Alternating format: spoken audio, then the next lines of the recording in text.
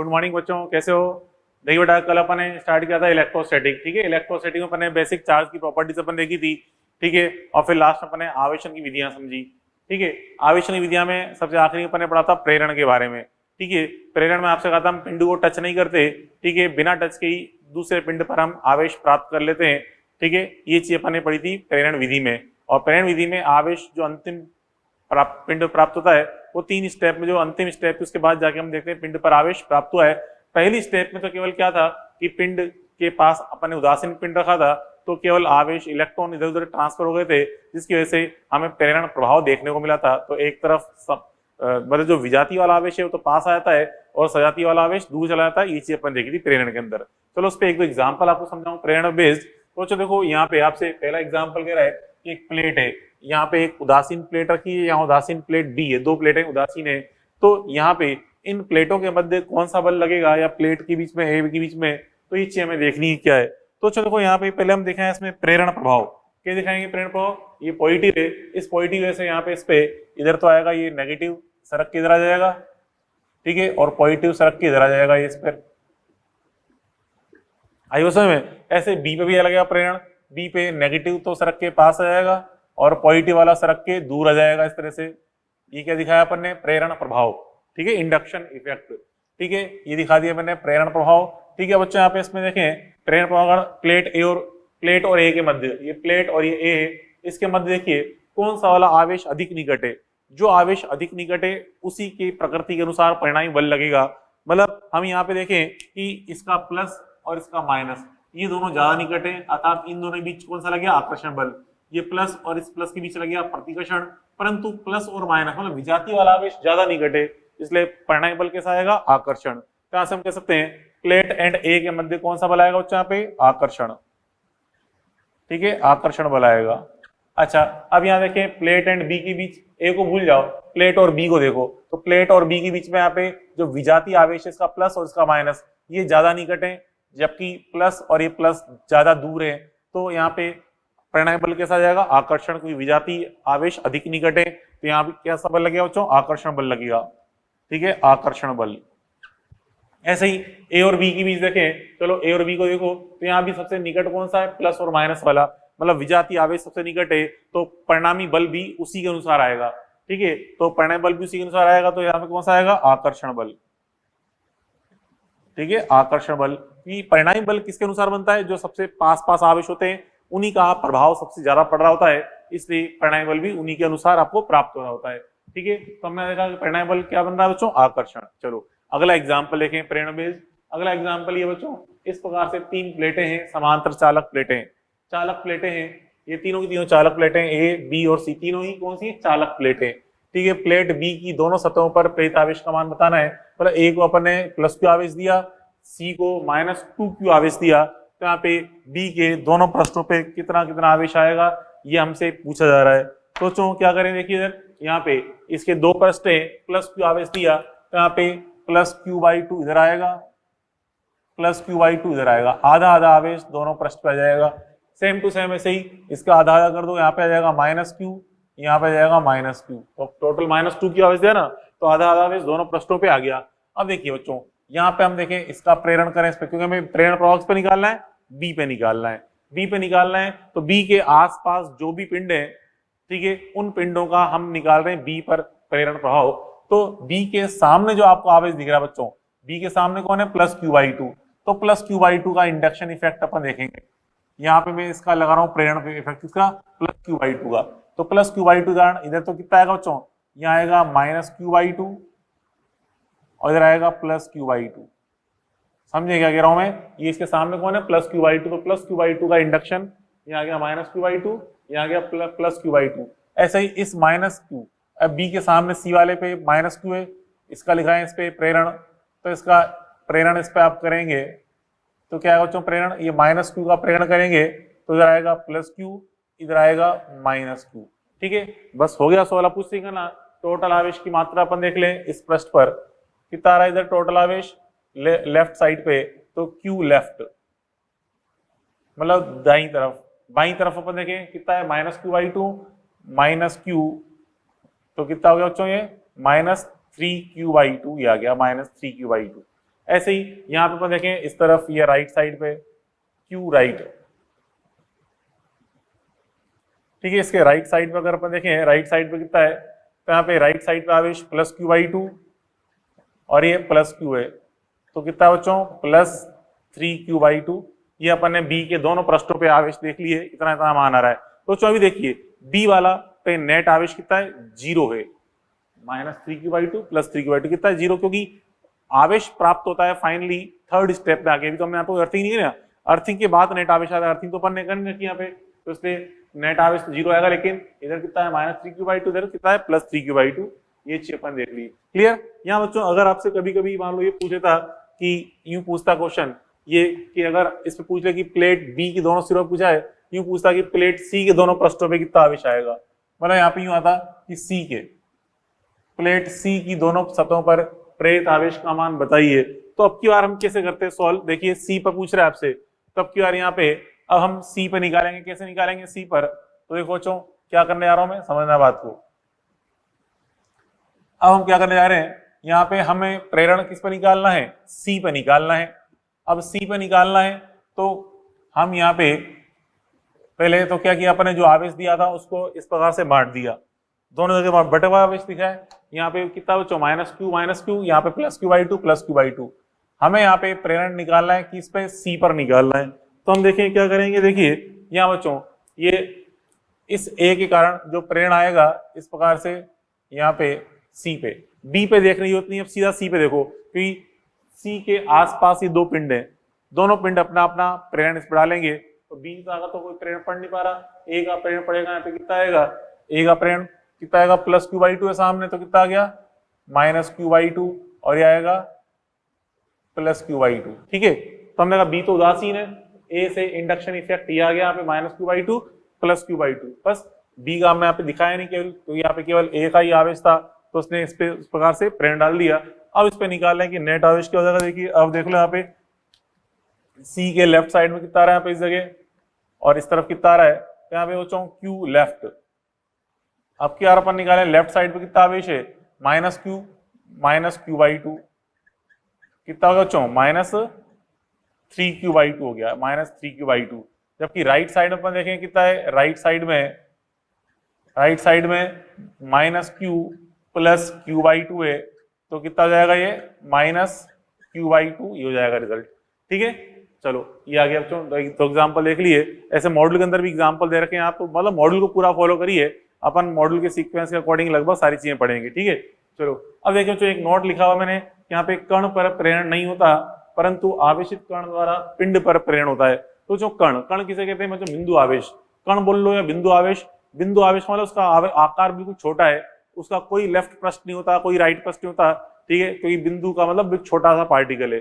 तो बिंदु पार्टिकल पे कभी कोई हम प्रेरण नहीं दिखाते, जैसे आपसे कहा जाए कि आवेशित पिंड है, इसके पास से हमने कोई उदासीन कण रख दिया, तो बताइए इस पर प्रेरण किस तरह से आएगा, लगेगा ही नहीं पहली बात तो, क्यों, क्योंकि यहाँ पे बिल्कुल पार्टिकल ऐसा कोई लेफ्ट हिस्सा कोई राइट हिस्सा नहीं होता, कि पार्टिकल मतलब बिल्कुल छोटा कण, तो इस पे कोई इंडक्शन नहीं होगा। अब कोई इंडक्शन नहीं है तो कोई बल भी नहीं लगेगा। जैसे यहाँ पर देखा था, यहाँ पे जो पास वाला आवेश था उसके अनुसार परिणामी बल की प्रकृति आ रही थी, यहाँ पे तो है ही उदासीन, कोई प्रेरण हो भी नहीं पा रहा, इसलिए यहाँ पे कोई बल नहीं लगेगा। लेकिन अगर बच्चों मान लो इस प्रकार से होती कंडीशन, इस प्रकार से यहाँ पे ये आवेशित कण है, ये तो मैंने इसके बारे में बताया बच्चों, कण पर प्रेरण नहीं होता, इस चीज की बात कर रहे हैं अपन, कण पर प्रेरण नहीं होता, इसका ये डायग्राम हो गया। और हमने कहा कि आवेशित कण द्वारा पिंड पर प्रेरण होता है, उसका ये वाला डायग्राम हो गया। तो चलो देखो यहाँ पे इसमें देखिए आवेशित कण है, इसके पास अपन एक उदासीन प्लेट रखी, मतलब इस प्रकार से चालक प्लेट है, कोई चालक प्लेट है, उदासीन प्लेट, यहाँ बच्चों एक पर पार्टिकल रख रहे हैं अपन, तो इस धनावेश कण इस प्लेट पर, तो बच्चों इस प्लेट पर पॉजिटिव आवेश, कण पे पॉजिटिव आवेश दिया था अपन ने, इसके कारण इधर नेगेटिव आएगा और यहाँ आएगा पॉजिटिव, ये इंडक्शन इफेक्ट अपन दिखा दिया, प्रेरण प्रभाव। तो बच्चों यहाँ पे अब की बार क्या होगा, देखिए अब यहाँ पे ये पास वाला आवेश कौन सा है, ये वाला, ये माइनस और ये प्लस, विजातीय वाला अधिक पास है, तो उसके बीच हम देखते हैं कौन सा बल लगे बच्चों, आकर्षण बल।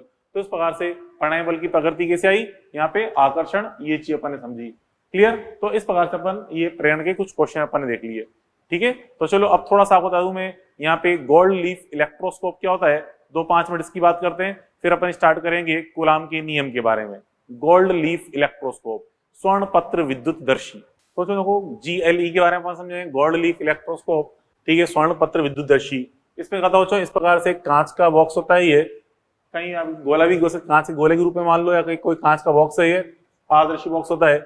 इसमें इस प्रकार से एक लोहे की छड़ लगी होती है, ठीक, धातु की छड़, और यहाँ पे छोटी सी एक छोटा गोला लगा होता है इस पे, ठीक है। अब ये एक पिंड ए है, हमें इस ए पिंड के बारे में हम क्या क्या पता कर सकते हैं इस स्वर्ण पत्र विद्युतदर्शी से। यहाँ पे इस पे सोने की पतली पन्नी लगी होती है, बिल्कुल हल्की पन्नी होती है सोने की, ठीक है। देखिए इसका उपयोग क्या, यूज क्या है, पिंड ए आवेशित है या उदासीन, इसकी पहचान करने में, मतलब इसकी सहायता से चेक कर सकते हैं कि पिंड आवेशित है या उदासीन है। ये भी देख सकते हैं कि पिंड ए पर प्लस है या माइनस आवेश, ये भी चेक कर सकते हैं। हम ये भी चेक कर सकते हैं कि पिंड ए चालक है या कुचालक। कैसे, चलो शॉर्ट में समझा दूं आपको मैं। पहले बच्चों यहाँ पे हम क्या करते हैं, इस पिंड को उदासीन लेते हैं, ठीक है, मतलब इस लोहे की छड़ जो दिख रही है और यहाँ पे कोई आवेश नहीं होता, पहले अपन ये करते हैं। तो बच्चों अब ए पिंड हम चेक कर रहे हैं कि आवेशित है या उदासीन। अब ए पिंड को मान लो, ए पिंड बच्चों अगर उदासीन है, उसको मैं यहाँ टच करूँ तो ये भी उदासीन, ये भी उदासीन, तो दोनों उदासीन है, तो यहाँ पे कोई फर्क नहीं पड़ेगा, उदासीन का उदासीन रहेंगे, ठीक है। ये पत्तियां जैसी हैं वैसी की वैसी रहेंगी, ठीक है। तो हम समझ जाएंगे कि पिंड ए क्या है, उदासीन।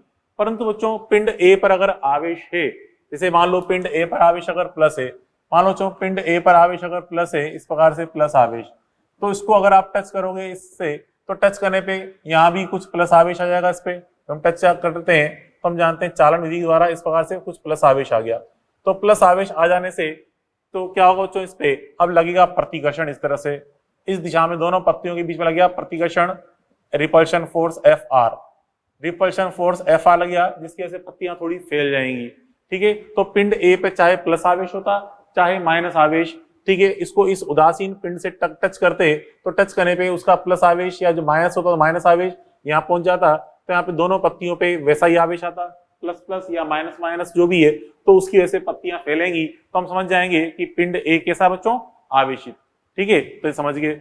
अब उसके बाद हमें चेक करना है कि प्लस है या माइनस, पिंड ए प्लस है या माइनस। उसके लिए हम क्या करते हैं, इस वाले पिंड को पहले से ही अपन प्लस लेके चलते हैं, ठीक है। इस छड़ पे पहले से अपन ने प्लस आवेश ले रखा है। अब देखिए, अब अगर ए पर यहाँ पे प्लस आवेश है, उसको फिर हमने यहाँ टच किया, समझे, यहाँ पे पहले से अपन थोड़ा सा प्लस आवेश लेके चलते हैं, ठीक है। तो इनके बीच रिपल्शन के कारण पत्तियां थोड़ी दूर होती हैं।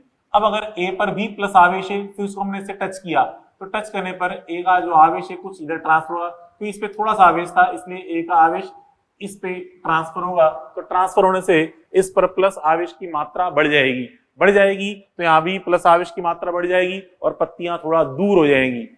पहले से थोड़ा सा दूर हटी हुई थी प्रतिकर्षण, अब और ज्यादा प्रतिकर्षण लगेगा, पत्तियां और ज्यादा दूर हट जाएंगी, अर्थात हम समझ जाएंगे कि ए वाला आवेश इस प्लस आवेश के जैसा ही है, मतलब प्लस आवेश है। लेकिन अगर ये तो समझ गए पत्तियां दूर फैल रही हैं, इसका मतलब ए पे आवेश के साथ पॉजिटिव, ठीक है। लेकिन अगर ए पे नेगेटिव आवेश होता तो यहाँ पे अपना ए कुछ नेगेटिव आवेश इसको देता, तो इसके प्लस की मात्रा कम हो जाती, क्योंकि यहाँ पे ऑलरेडी प्लस था, कुछ नेगेटिव इस पे, ए को हम क्या मान रहे हैं, हम नेगेटिव मान रहे हैं, तो इसने अपना नेगेटिव आवेश इसको देगा, तो थोड़ा बहुत यहाँ पे प्लस जो है वो नेगेटिव से मिलकर उदासीन हो जाएगा, अर्थात यहाँ पे प्लस की मात्रा कम हो जाएगी। प्लस की मात्रा कम हो जाएगी तो रिपल्शन फोर्स का मान भी घट जाएगा। अब रिपल्शन फोर्स का मान घट जाएगा तो पत्तियां थोड़ी पास पास रहेंगी। मतलब ए को यहाँ पे टच करके देखा, पत्तियां थोड़ी दूर हट गई थी, तो मतलब इस ए पर आवेश की मात्रा क्या, मतलब ए पर आवेश की प्रकृति पॉजिटिव थी, लेकिन अगर पत्तियां थोड़ी सी पास आ गई थी तो ए पे प्रकृति कैसी थी, नेगेटिव, ठीक है। अब तीसरा हमें चेक करना है कि चालक है या कुचालक, इसकी पहचान करनी है। तो क्या करेंगे, इसके लिए हम इसको पहले से प्लस लेके चलते हैं और ए वाले को लेते हैं उदासीन, ठीक है। अब बच्चों अगर ए चालक है, तो चालक है तो हम जानते हैं इसको इस चालक से टच करेंगे इस ए वाले को, तो यहाँ से कुछ आवेश इधर चला जाएगा, इधर चल जाएगा, तो इस पे प्लस की मात्रा कम हो जाएगी तो पत्तियां थोड़ा पास रहेंगी, क्योंकि रिपल्शन फोर्स घट जाएगा, पत्तियां थोड़ी पास आएंगी। इससे हम समझ जाएंगे कि इसका आवेश इस पे चला गया है, और तभी जा सकता है जब ए क्या हो, चालक हो, ठीक है। लेकिन अगर ए बच्चों कुचालक होता, तो कुचालक वाले को इस पे टच करेंगे तो हम देखते हैं यहाँ पे कोई चालन नहीं होगा, तो यहाँ पे जितना प्लस है उतना ही उतना बना रहेगा, अर्थात पत्तियां यथास्थान प्रतिकर्षण बल के अनुसार यथास्थान रहेंगी, ठीक है। मतलब ना ज्यादा दूर जाएंगी ना ज्यादा पास आएंगी, यथास्थान रहेंगी। तो हम समझ जाएंगे ए क्या है, कुचालक, क्योंकि ए पर कोई आवेश का स्थानांतरण नहीं हो पाया है, और कुचालक होता है तो ये ऐसा होता है, ठीक है। तो इस प्रकार से अपन ये समझ सकते हैं GLE के बारे में, ठीक है। चलो GLE में छोटी सी एक चीज और समझा दूं आपको मैं एग्जाम्पल के रूप में। आपसे कहा जाए बच्चों, ये एक उदासीन GLE है, ठीक है। ये एक उदासीन जीएलई है, ठीक है। यहाँ पे ये इसकी सोने की पन्नियां इस पे लगी हुई है, सोने की पन्नियां, उदासीन जीएलई। अब आपसे कहा जाए कि बच्चों यहाँ पे इस पे अगर अपन एक्सरे गिराएं, एक्सरे आपतित करें, एक्सरे, तो एक्सरे आपतित करने से क्या बच्चों, यहाँ से सतह से क्या होंगे, इलेक्ट्रॉन्स निकल जाएंगे, क्योंकि एक्सरे काफी उच्च ऊर्जा युक्त किरणें होती हैं। उच्च ऊर्जा युक्त किरणें होती हैं, जब यहाँ टकराएंगी तो यहाँ से इलेक्ट्रॉन्स निकल जाएंगे। इलेक्ट्रॉन्स निकल जाने पर इस पर आवेश कैसा आ जाएगा बच्चों, पॉजिटिव। इस पर पॉजिटिव आवेश आ जाएगा, ठीक है। पॉजिटिव आवेश आने की वजह से अभी पत्तियों पर क्या आएगा, पॉजिटिव आवेश, जिसके कारण पत्तियां फैल जाएंगी, पत्तियां थोड़ा फैल जाएंगी, ठीक है। तो क्या मतलब क्या है कि अगर एक उदासीन जीएलई पर एक्सरे किरणें आपतित की जाए तो उससे क्या होगा, उस जीएलई पर पॉजिटिव आवेश आएगा, दोनों पत्तियों पर ही पॉजिटिव आवेश आएगा, अर्थात सजातीय आवेश कारण दोनों पत्तियां फैल जाएंगी, क्योंकि रिपल्शन फोर्स महसूस करेंगी, ठीक है। इस प्रकार से अपन ने थोड़ा सा जीएलई के बारे में समझा। चलो अब स्टार्ट करते हैं बच्चों यहाँ पे कूलाम का नियम। देखिए बच्चों, कूलाम का नियम अपन देखें, कूलाम का नियम ये बच्चों केवल अपन लगाते हैं स्थिर बिंदु आवेशों के लिए, स्थिर बिंदु आवेशों पर लागू, ठीक है। स्थिर बिंदु आवेशों पर लागू मतलब पॉइंट चार्ज, मतलब पार्टिकल एक पॉइंट चार्ज के रूप में होने चाहिए। किस प्रकार से, देखिए इस बच्चों एक पॉइंट आवेश यहाँ पे रखा हुआ है, बिंदु आवेश कोई प्लस Q1 है, ठीक है। एक बिंदु आवेश यहाँ रखा हुआ है, मान लीजिए ये आवेश प्लस Q2 है, प्लस Q2, इनके बीच की दूरी को लिख दिया मैंने R इनके बीच की दूरी है, ठीक है। अब बच्चों यहाँ जो बल लग रहा है, देखिए इस प्लस Q1 पर जो बल लगेगा, मान लो दोनों प्लस प्लस है, ठीक है, या चलो प्लस नहीं दिखाओ, प्लस मान लेते हैं प्लस ही, लेकिन दिखाया नहीं मैंने। मान लो दोनों पॉजिटिव आवेश है, Q1 Q2 दोनों समान प्रकृति का आवेश है, तो एक दूसरे को प्रतिकृत करेंगे तो इसे बल आएगा इस दिशा में, F12 वेक्टर लिखेंगे। 12 वेक्टर मतलब 1 पे बल 2 के कारण, मतलब Q1 पे बल Q2 के कारण, इसे लिखेंगे यहाँ पे F21 वेक्टर, मतलब 2 पर बल 1 के कारण, ठीक है। यहाँ बच्चों इन दोनों बलों के परिमाण हमेशा समान होते हैं, चाहे आवेश अलग अलग ही क्यों ना हो, दोनों बलों के परिमाण समान होते हैं। कारण क्या है, क्रिया प्रतिक्रिया। जितना आवेश एक दूसरे आवेश पर क्रिया करेगा उतना दूसरा वाला पहले वाले पे प्रतिक्रिया भी करेगा। क्या हम कह सकते हैं, क्रिया प्रतिक्रिया के कारण, क्रिया प्रतिक्रिया के कारण यहाँ जो परिमाण है, मतलब F12 बराबर F21 बराबर F is equal to same, दोनों बलों के परिमाण क्या होते हैं, समान होते हैं, ठीक है, ये होते हैं। अब जो कूलाम ने क्या बताया था यहाँ पे, कूलाम अनुसार यहाँ जो इस बल का मान होता है, दोनों आवेशों के मध्य जो बल लग रहा है, इस बल का जो मान होता है F is equal to K Q1 Q2 upon R square. कितना होता है बल का मान, F बराबर K Q1 Q2 upon R square, इतना मध्य इनकी आवेशों के मध्य बल लगता है। जहां बच्चों K क्या है, कांस्टेंट है, ठीक है, जहां K is equal to constant, ठीक है। K एक नियतांक है, K का मान क्या होता है, ये होता है बच्चों 1/4 पाई एप्सिलॉन नॉट, ठीक है। यहाँ पे हमने सब जगह माध्यम क्या लिया हुआ है, निर्वात, सब जगह माध्यम निर्वात है, यहाँ पे निर्वात माध्यम, ठीक है। तो यहाँ बच्चों K का मान क्या है, 1/4 पाई एप्सिलॉन नॉट, और इसका जो मान होता है, ठीक है, इसके मान देखिए SI पद्धति में इसका जो मान होता है, और CGS पद्धति में जो इसका मान होता है, क्या होता है, SI पद्धति में इसका मान होता है 9 गुणा 10 की घात 9, और CGS पद्धति में इसका मान 1 होता है। अच्छा, इसका मात्रक क्या होगा, यहाँ से मात्रक के ऊपर देखते हैं। तो अच्छा यहाँ से देखिए K का मान अगर निकालूंगा तो R स्क्वायर को तो गुणा कर दो, Q1 Q2 को नीचे ले आएंगे, ठीक है।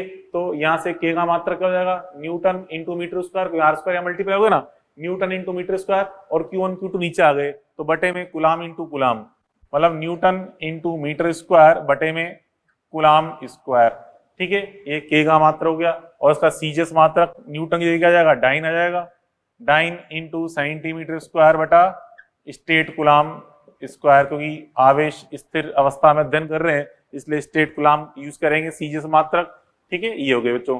यहाँ जो एप्सिलॉन नॉट है, यहाँ एप्सिलॉन नॉट क्या बच्चों, यहाँ जो एप्सिलॉन नॉट है, एप्सिलॉन नॉट का मान होता है 8.85 गुणा 10 की घात -11, ठीक है, -12, 8.85 गुणा 10 की घात -12, ठीक है, 8.85 गुणा 10 की घात -12। अब यहाँ पे इसकी यूनिट क्या हो जाएगी बच्चों, देखो यहाँ पे 1/4 पाई एप्सिलॉन नॉट के लिए क्या आ रहा है, न्यूटन मीटर स्क्वायर बटा कूलम स्क्वायर, तो उसका उल्टा कर देंगे तो यहाँ भी यूनिट उल्टी जाएगी, ठीक है, क्योंकि 1/4 पाई एप्सिलॉन नॉट के लिए मान ये आ रहा है, तो एप्सिलॉन नॉट के लिए मान निकालने के लिए यूनिट उल्टी करनी पड़ेगी।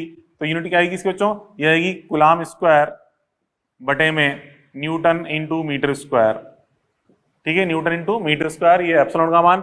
इसे बोलते हैं माध्यम की विद्युतशीलता, ठीक है, निर्वात की विद्युतशीलता कहते हैं इसको, निर्वात की विद्युतशीलता,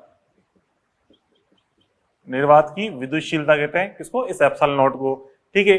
अब बच्चों यहाँ पे अपन देखा ये, अगर बच्चों यहाँ पे भी सब जगह माध्यम निर्वात की जगह कोई अन्य माध्यम होता, ठीक है, कोई अन्य माध्यम होता तो क्या होता, देखिए यदि एक स्टार पॉइंट रूप में देखें, यदि Q1 व Q2 के मध्य, Q1 व Q2 के मध्य अन्य माध्यम परिवेश के रूप में हो, मतलब चारों तरफ जो माध्यम है कोई अन्य माध्यम है, तो यहाँ पे जो बल का मान होता है बच्चों, बल F इक्वल टू, F का जो मान होता है ये होता है, देखिए क्या होता है बच्चों समझना, तो बल F इक्वल टू, या इसको चलो FM बोल दें, FM मतलब मीडियम, FM इक्वल टू ये होता है बच्चों 1/, मतलब ये इस बल में, मतलब यहाँ पे होता है मान 1/4 pi epsilon Q1 Q2 upon R square, ये आता है मान। FM बराबर 1/4 पाई एप्सिलॉन Q1 Q2 बटा R स्क्वायर, ठीक है। ये जहां बच्चों इसमें एप्सिलॉन क्या है, माध्यम की, जहां एप्सिलॉन को हम बोलते हैं माध्यम की विद्युतशीलता, माध्यम की विद्युतशीलता बोलते हैं, माध्यम की विद्युतशीलता। ये तो एप्सिलॉन नॉट तो कहता है निर्वात की विद्युतशीलता, और यहाँ पे एप्सिलॉन क्या है, माध्यम की विद्युतशीलता। ये हर अलग अलग माध्यम के लिए इसका मान अलग अलग होता है, ठीक है। अब बच्चों यहाँ पे देखिए, अगर मैं इसमें इसका भाग दूं तो क्या आएगा रिजल्ट, देखिए यहाँ पे ये, अगर मैं इसमें डिवाइड करूं उसमें तो क्या आएगा, डिवाइड करने पे चेक करें क्या आता है, उसको डिवाइड करते हैं। यहाँ पे अगर मैं निकाल रहा हूं F बटा FM का मान निकालें, कितना आएगा F बटा FM, तो F बटा FM करेंगे तो यहाँ पे देखिए F बटा FM का मान, यहाँ पे K का मान ये था, तो डिवाइड करेंगे क्या बनता है, यहाँ पे F बटा FM में ये जाएगा एप्सिलॉन बटा एप्सिलॉन नॉट, क्योंकि यहाँ पे इस F में यहाँ पे K आ रहा है और K का मान कितना है 1/4 पाई एप्सिलॉन नॉट, ठीक है। तो यहाँ पे 1/4 पाई epsilon not Q1 Q2 upon R square है, जबकि यहाँ पे 1/4 pi epsilon Q1 Q2 upon R square है, तो डिवाइड करेंगे तो यह जाएगा। अब बच्चों यहाँ पे इसके अंदर इस अनुपात को हम क्या बोलते हैं, एप्सिलॉन बटा एप्सिलॉन नॉट को इसे बोलते हैं एप्सिलॉन R, माध्यम की आपेक्षिक विद्युतशीलता, ठीक है, बराबर माध्यम की आपेक्षिक विद्युतशीलता कहते हैं इसको, माध्यम की आपेक्षिक विद्युतशीलता, ठीक है। तो बच्चों यहाँ पे इसलिए FM का मान अगर मैं निकालता तो FM बराबर, यहाँ से देखिए FM बराबर क्या जाएगा, F बटा एप्सिलॉन R, ये भी बहुत एक इंपॉर्टेंट रिजल्ट है, FM बराबर F बटा एप्सिलॉन R, ठीक है। तो बच्चों यहाँ पे देखिए ये क्या कहना चाहता है, this implies FM is less than F, मतलब जब हम यहाँ पे निर्वात की कोई अन्य माध्यम का उपयोग करते हैं तो आवेशों के मध्य लगने वाला बल घट जाता है, ठीक है, 1 बटा एप्सिलॉन R गुना हो जाता है, ठीक है। यहाँ बच्चों ये माध्यम की आपेक्षिक विद्युतशीलता है, तो इस एप्सिलॉन R का जो मान होता है बच्चों, एप्सिलॉन R, इसका मान बच्चों 1 से लेकर अनंत के मध्य होता है, एप्सिलॉन R का मान 1 से लेकर अनंत के मध्य होता है, ठीक है। यहाँ बच्चों देखो ये एक तो किसके लिए है, ये होता है निर्वात के लिए, और निर्वात के लिए, और अनंत होता है किसके लिए, फॉर मेटल्स, धातुओं के लिए, चालक के लिए। बताया था आपको मैंने चालक के लिए एप्सिलॉन R क्या होता है, कल लास्ट पे पढ़ा था मैंने, कल आखिरी में, ठीक है, जहां पे आपको इंडक्शन समझाया था, ठीक है। फॉर चालक मतलब मेटल्स के लिए, धातुओं के लिए, धातु और चालक के लिए एप्सिलॉन का मान क्या होता है, अनंत होता है, ठीक है। जबकि अन्य के लिए अपन देखें, जैसे कि पानी के लिए, फॉर वाटर, पानी के लिए इसका मान 80 होता है, ठीक है। और अभ्रक के लिए, माइका के लिए मतलब अभ्रक अवरक के लिए इसका मान 6 होता है। कुछ ये मान है जो कि हमें ध्यान रखने हैं, ठीक है। तो चलो अब ये तो अपन ने पढ़ा इसके बारे में, किसके बारे में, कूलाम का नियम। कूलाम के नियम में एक खास चीज क्या समझी कि बल का मान 1/ε गुना हो गया है, ठीक है। ये चीज अपन देखी। अब बच्चों यहाँ पे एक्चुअल में होता क्या है, थोड़ा सा हल्का सा हिंट दे दूं आपको, याद रखें उसको। देखिए जितना बल इस आवेश पे लग रहा है उतना आवेश इसके द्वारा इस पे लग रहा है, क्रिया प्रतिक्रिया के कारण दोनों के मान बराबर है। पहली बात तो ध्यान रखिए। दूसरा बात बच्चों, यहाँ पे जो कांस्टेंट के है, के, इस के का मान क्या होता है 1/4πε, जो कि कांस्टेंट होता है, ठीक है। माध्यम चेंज कर देने पर के का मान चेंज नहीं होता, के का मान तो के ही रहेगा, मतलब के का मान 1/4πε ही रहेगा, ठीक है। हमें डाउट क्या होता है, हम जल्दी सोचते हैं कि इस सूत्र को देखते हैं, यहाँ पे 1/4πε Q1 Q2 बना स्क्वायर है, यहाँ भी देखने पर के का मान, मतलब के का मान हमने ये रख दिया है। ऐसा नहीं, हमने के का मान हमने ये नहीं रखा, ये हम जनरली कंफ्यूज होते हैं, ठीक है। हमें लगता है के का मान हमने ये रख दिया है तो 1/4πε आ गया है माध्यम के कारण, नहीं। यहाँ बच्चों क्या होता है, देखिए जब अपन यहाँ माध्यम भरते हैं तो माध्यम भरने पे क्या होता है, इस आवेश के कारण, जैसे मान लो इस पे बल की बात कर रहे हैं, तो इस प्रथम आवेश कारण यहाँ जो माध्यम है, इस माध्यम का हो जाता है ध्रुवण, पोलराइजेशन, ठीक है। वो चीज हम आगे पढ़ेंगे कैपेसिटेंस में। ध्रुवण हो जाता है, ध्रुवण के कारण अब माध्यम भी इस आवेश पर कुछ बल लगाने लगता है जो कि इस बल के विपरीत दिशा में होता है। मतलब अब यहाँ पे इस Q1 ने क्या किया, पहले इस माध्यम का निर्वात किया, हमने कोई माध्यम भरा हुआ है, उस माध्यम का कर दिया ध्रुवण। ध्रुवण के कारण अब इस माध्यम के कारण इस आवेश पर बल लगता है, इधर की ओर थोड़ा सा इधर की ओर लगता है, जिसके कारण इस आवेश पर नेट बल था ये, इसके मान में थोड़ी कमी आ जाती है, ठीक है। अर्थात जो मान में कमी होकर नया मान बनता है वो F/ε मान प्राप्त हो रहा होता है, ठीक है। तो माध्यम के ध्रुवण के कारण पहले आवेश ने माध्यम का ध्रुवण किया, जिसके कारण अब ध्रुवित माध्यम के द्वारा इस पे बल लगा विपरीत दिशा में, जिसके कारण अब यहाँ पे बल का मान, परिणाम घट गया है, ठीक है। तो आप ये समझे, मतलब एक आवेश ने दूसरे आवेश पर बल कितना लगाया, F21। माध्यम भरने के बाद भी ये वाला आवेश इस आवेश पर अभी भी कितना बल लग रहा है, इतना ही लगा रहा है, लेकिन परंतु नेट मान कम क्यों हो गया है, क्योंकि निर्वात की जगह दूसरा माध्यम भरा तो माध्यम का ध्रुवण हुआ, माध्यम ने बल लगाया विपरीत दिशा में, जिसके कारण मान घट गया है। तो क्या मतलब है कि एक आवेश दूसरे आवेश पर जितना बल पहले लगा रहा था अभी भी उतना लगा रहा है, परंतु उसने माध्यम का ध्रुवण कर दिया था तो माध्यम ने विपरीत दिशा में बल लगाया दूसरे वाले आवेश पर, जिसके कारण परिणामी बल में कुछ कमी हो गई है, ठीक है। और कमी होकर मान Fm रह गया है, Fm बराबर F/ε ये मान प्राप्त होता है। तो इस तरह ये चीज आप डायरेक्ट याद रखें, क्लियर। तो ये चीज अपन देखी, क्लियर, ये कूलाम के नियम। अब इससे हम कुछ न्यूमेरिकल चलो सॉल्व करते हैं, क्वेश्चन सॉल्व करते हैं। तो चलो यहाँ पे चलो क्वेश्चन सॉल्व करते हैं। पहला क्वेश्चन तो ये क्या है, इस प्रकार से दो चालक गोले ए और बी दिखा रखे हैं, समान आकार के हैं, ठीक है। इनकी बीच दूरी r है और बल F लग रहे हैं दोनों में। इस पर आवेश +10 माइक्रोकूलम, इस पे -15 माइक्रोकूलम है, ठीक है। तो दोनों विजातीय प्रकृति है, इससे बल आकर्षण लग रहे हैं, दिखा दिए अपन ने। आपसे कह रहा है कि बच्चों अब इसी प्रकार का एक समान प्रकार का एक उदासीन गोला C है, इसको पहले A से टेस्ट कराते हैं, फिर B से टेस्ट कराते हैं, फिर यहाँ से हटा देते हैं, ठीक है। C एक उदासीन गोला है जो यहाँ दिखा नहीं देखा, उसको पहले हमने A से टेस्ट कराया, फिर B से टेस्ट कराया, फिर हटा दिया। फिर अब A और B की दूरी को भी हमने आधा कर दिया है, आधी r/2 दूरी पे रख दिया है। तो आप बताना है कि इनकी भी जो बल है F, उसका मान, नया मान क्या होगा, F' का मान, ये हमें ज्ञात करना है। तो चलो देखो पहले अपन देखें यहाँ पे C को A से टच कर रहे हैं, तो C को A से टच करने पे क्या होगा, आपको मैंने समझाया था कल चालन विधि के अंदर क्या होता है बच्चों, जब हम टच करते हैं चालन विधि के अंदर दो समान प्रकार के पिंडों को, तो आवेश का मान आता है Q1 + Q2/2, ठीक है। तो इतना मान दोनों पे आता है। तो यहाँ पे हम देखें Q' C बराबर Q' A बराबर क्या आएगा, Q1 + Q2/2। C पे मान कितना है, 0 है, प्लस A पे मान कितना है, 10, ठीक है। 0 + 10/2 करें, कितना आ गया, 5, ठीक है, 5 आ गया।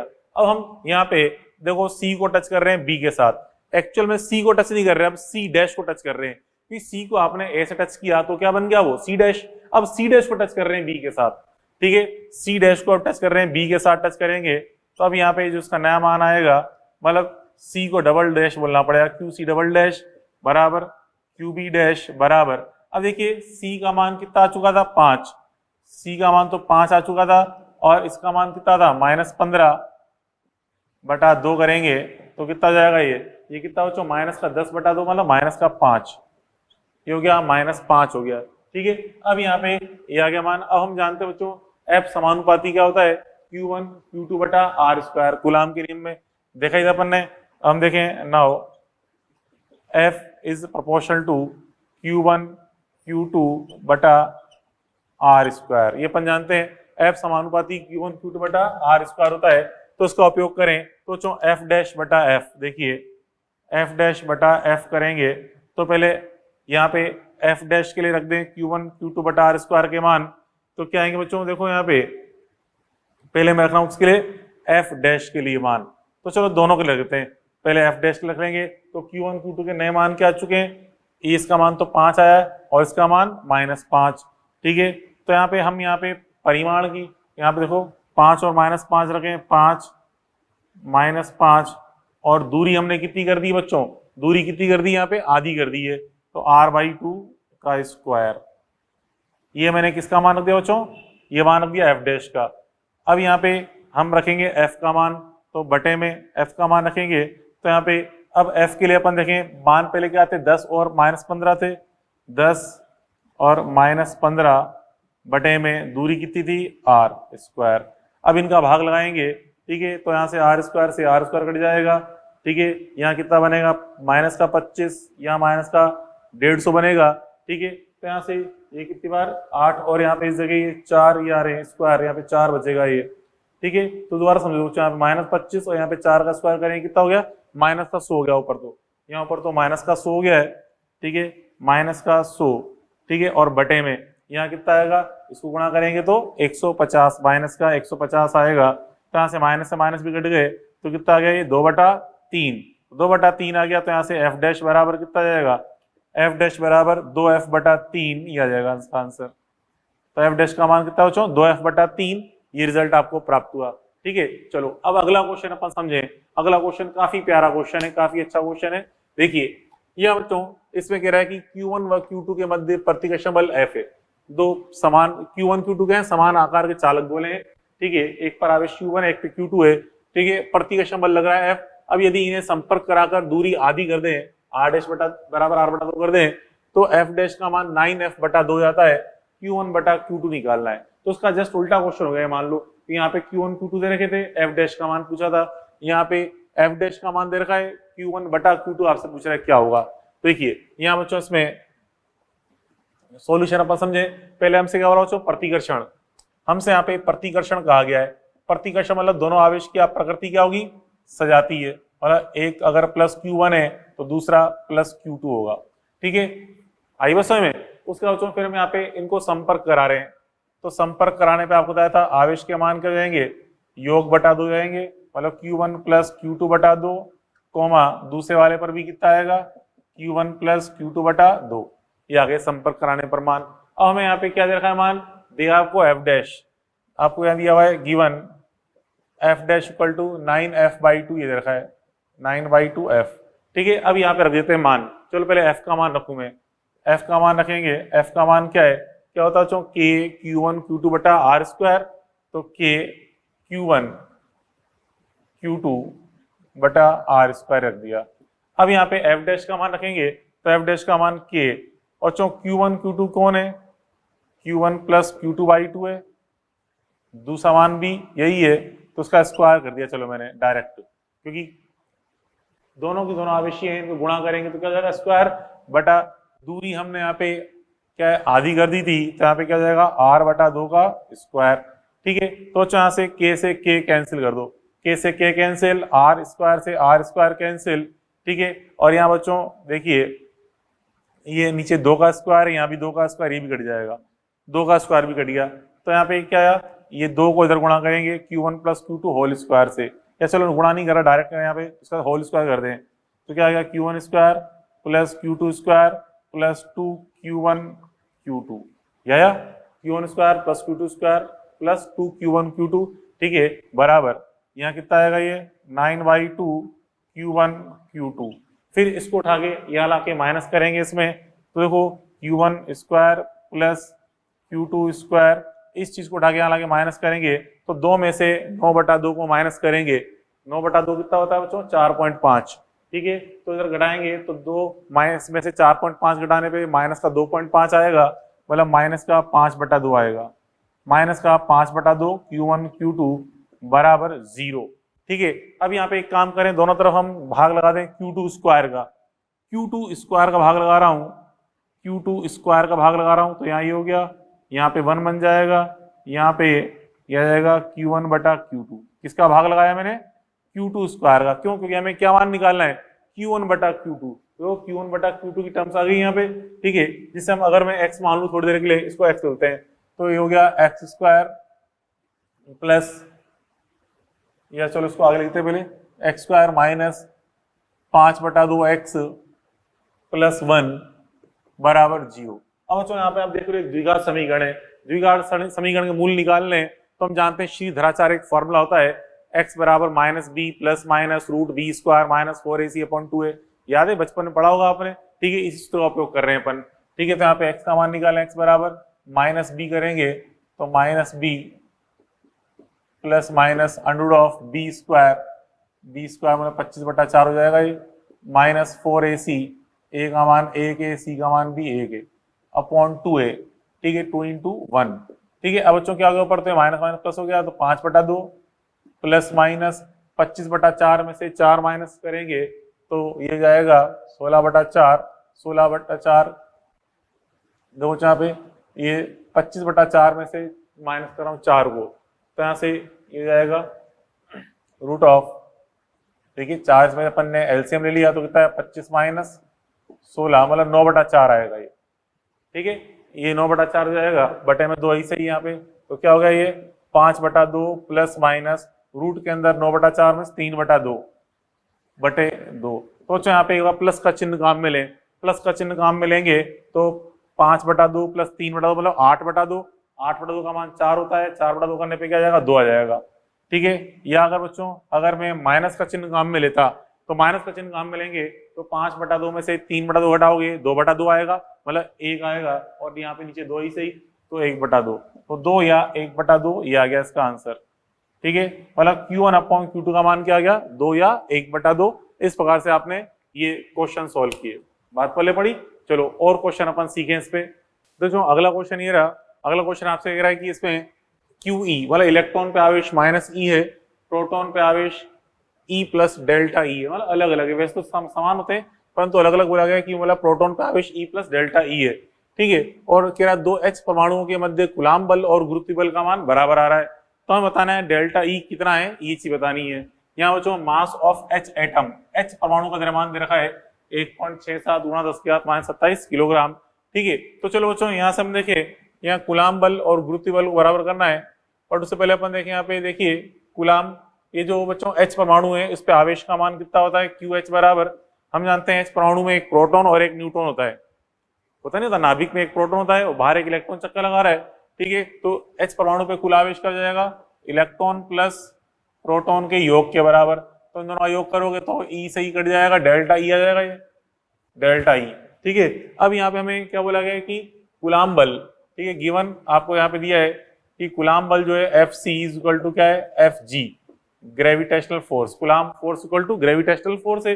कूलाम फोर्स का फॉर्मूला क्या होता है, K Q1 Q2 upon R square, तो K Q1 Q2 upon R square लगा रहा हूँ, K का मान 9 × 10⁻9 Q1 K, फिर Q1 Q2, क्योंकि यहाँ पे 2 H परमाणु है तो डेल्टा E का स्क्वायर हो जाएगा, delta E square upon R square, ठीक है। तो K Q1 Q2 upon R square, और गुरुत्वीय बल क्या होता है बच्चों, G M1 M2 upon R square, capital G M1 M2 upon R square ये होता है मान, ठीक है। कैपिटल G का मान 6.67 × 10⁻11, तो कैपिटल G M1 M2 मतलब M square upon R square, ठीक है।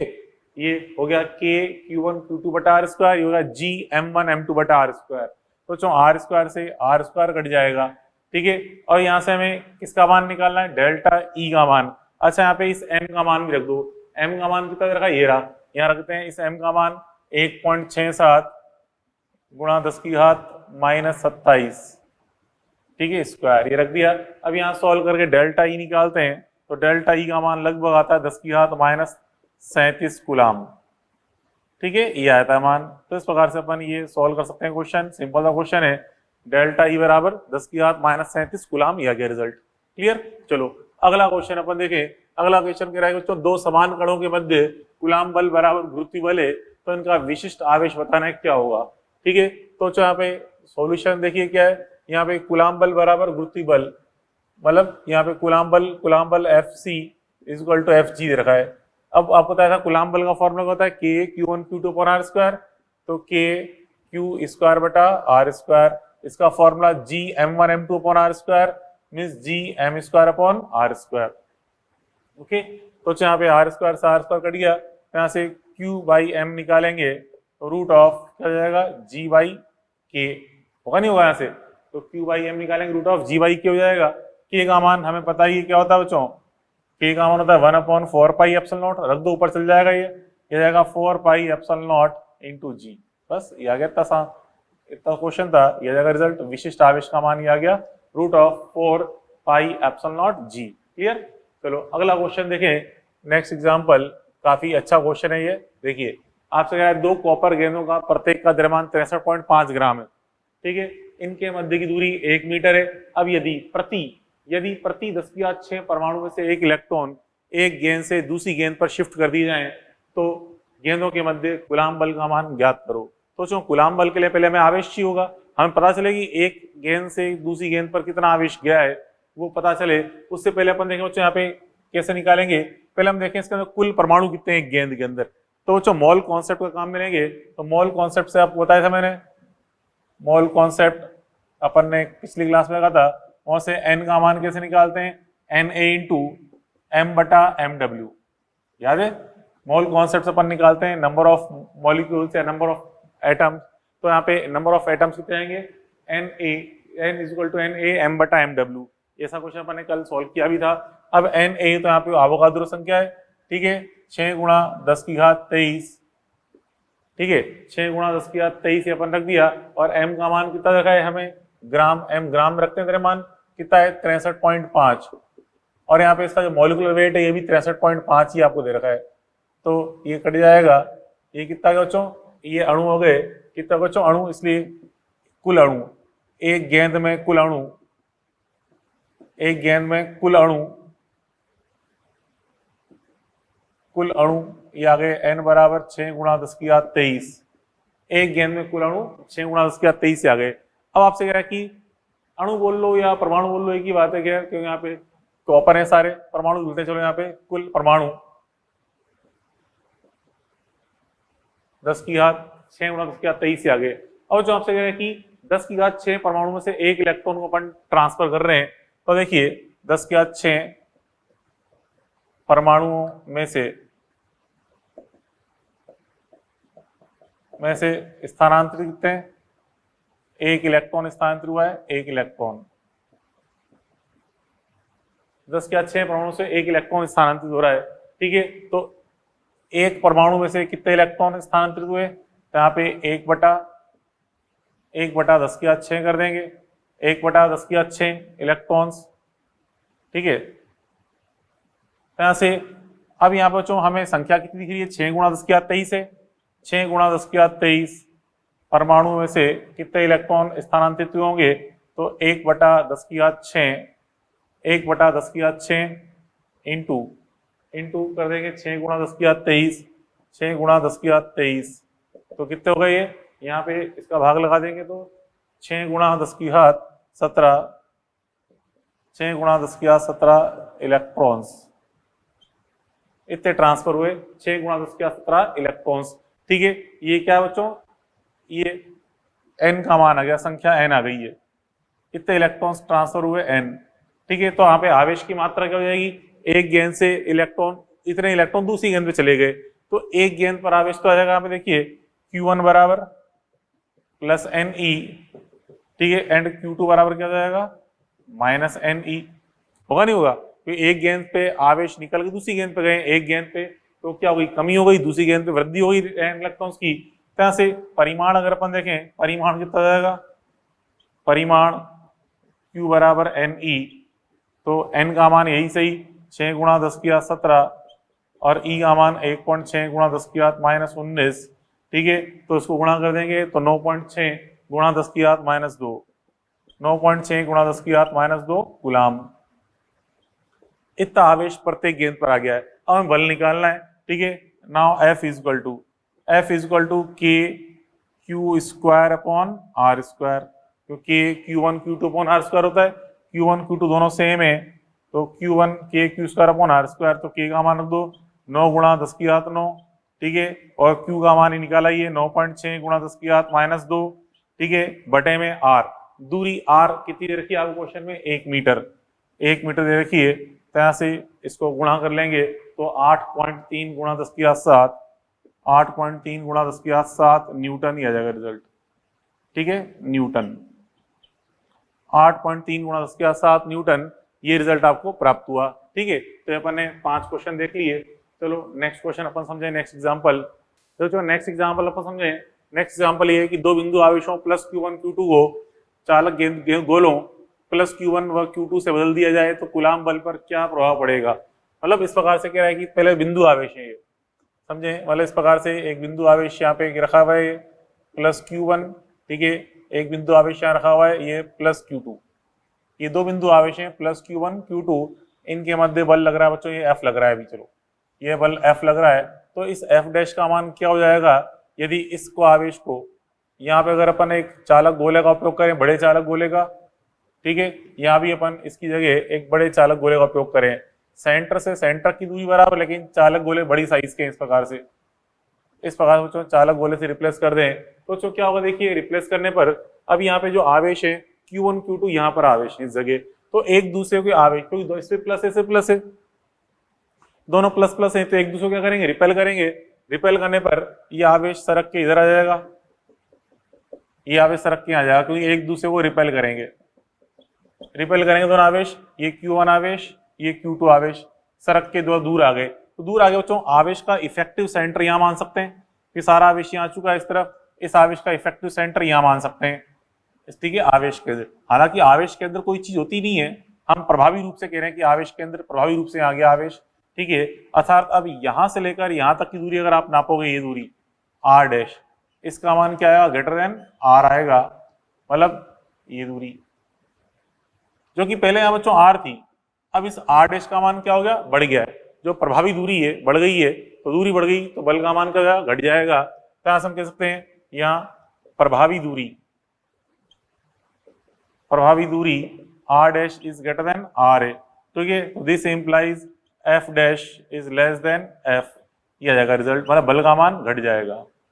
हाँ, अगर बच्चों यहाँ पे अगर विजातीय आवेश दिए गए होते, एक प्लस Q होता और एक माइनस Q2 होता, एक प्लस Q1 और एक माइनस Q2 होता, तो फिर यहाँ से इनको रिप्लेस करते, तो एक आवेश प्लस एक माइनस, तो क्या होता, आकर्षण, तो पास आ जाते, बताइए प्लस प्लस यहाँ आया था, माइनस माइनस आया था, तो इनके जो आवेश केंद्र है इनके बीच की दूरी R dash less than R प्राप्त होती, तो जिससे बल का मान अब बढ़ जाता। तो ध्यान रखें, तो यहाँ पे F डैश का मान F लेस देन F आया, लेकिन अगर विजातीय आवेश है तो F dash greater than F आएगा, ठीक है, तो हम यहाँ पे कह सकते हैं विजातीय आवेश हो तो Q1 व Q2 विजातीय, तो R डैश क्या मिलेगा आपको बच्चों, लेस देन R, तो उस केस में F dash is greater than F, ये आपको प्राप्त होगा, ठीक है। तो यहाँ पे देख लें क्वेश्चन में आवेश सजाती दी है या विजाती है, ठीक है। उसके बाद अब नेक्स्ट पॉइंट अपन देखें यहाँ पे कई माध्यम प्लेटों का प्रभाव, मतलब इस प्रकार से Q1 और एक Q2 आवेश है, इसके बीच में इस प्रकार से टोटल दूरी कितनी है R, यहाँ कई सारी माध्यम प्लेट रखी है अनंत लंबाई की, ये भी काफी अनंत लंबाई की, थिकनेस की T1 है, ये भी अनंत लंबाई की है, काफी अत्यधिक लंबाई की, थिकनेस T2, ये भी अत्यधिक लंबाई की है, थिकनेस T3, ये इनके परावर्तांक हैं, ठीक है। तो यहाँ बच्चों इस जगह जो बल का मान होता है ये डायरेक्ट आपको याद रखना, एक सूत्र होता है इसका F बराबर K Q1 Q2 बटा R इफेक्टिव स्क्वायर, ठीक है, R इफेक्टिव में प्रभावी दूरी, जहां R इफेक्टिव का मान होता है R minus T1 plus T2 plus T3, मतलब R में से इन तीनों का योग माइनस कर दो पहले तो, फिर प्लस करेंगे T1 root epsilon 1 plus T2 root epsilon 2 plus T3 root epsilon 3, इससे अपन ये मान निकाल सकते हैं। जैसे कि यहाँ पे एग्जांपल समझा रखा बच्चों आपको मैंने, ये एक डायग्राम है, ठीक है, इस डायग्राम में आपसे कह रहा है कि ये दोनों की थिकनेस R/2 है, मतलब आवेशों के मध्य की टोटल दूरी कितनी है R है, ठीक है। अब बच्चों यहाँ पे इनके बीच में बल निकालना है, F का मान क्या होगा, तो चलो पहले R इफेक्टिव निकालें, R इफेक्टिव प्रभावी दूरी, तो क्या बताया था मैंने आपको, R minus T1 plus T2 करेंगे, मतलब R/2 प्लस R/2, ठीक है, फिर प्लस, फिर यहाँ पे T1 रूट एप्सिलॉन 1 मतलब R/2 रूट एप्सिलॉन 1 कितना है यहाँ पे 4 है, ठीक है। फिर r/2 मतलब T2 into root of epsilon 2 कितने यहाँ पे 9 है, ठीक है। तो यहाँ पे ये r से तो ये r कट जाएगा, तो ये r/2 हो जाएगा, ठीक है। अब यहाँ पे 2 से ये भी कट गया, कितना आ गया r, तो यहाँ पे 2 से 4 2 कट जाएगा r प्लस यहाँ पे 3/2 r, तो कितना हो गया बच्चों 5r/2 हो जाएगा ये, ठीक है। r इफेक्टिव का मान कितना गया 5r/2, ठीक है। अब यहाँ पे निकालना है बल का मान, ठीक है। तो बल निकालना है, बल का सूत्र क्या होता है F बराबर k q1 q2 upon r square, तो k q² upon r effective square कर देंगे, क्योंकि प्रत्येक आवेश यहाँ पे q q है तो k q² होगा पर, तो यहाँ पे k q², इसका मान रख दिया 5/2 r का होल स्क्वायर, तो कितना हो गया ये हो गया 4/25, 4/25 k q² upon r square, ठीक है। तो ये रिजल्ट आ गया, ठीक है। तो इस प्रकार से अपन ने यहाँ पे कूलाम बल पे आज ये कई सारे क्वेश्चन अपन ने सोल्व किए, ठीक है। कुछ चीजें अपन कल भी सीखेंगे, और चलो खैर आज के लिए इतना होते, कल मिलते हैं, ओके गुड बाय।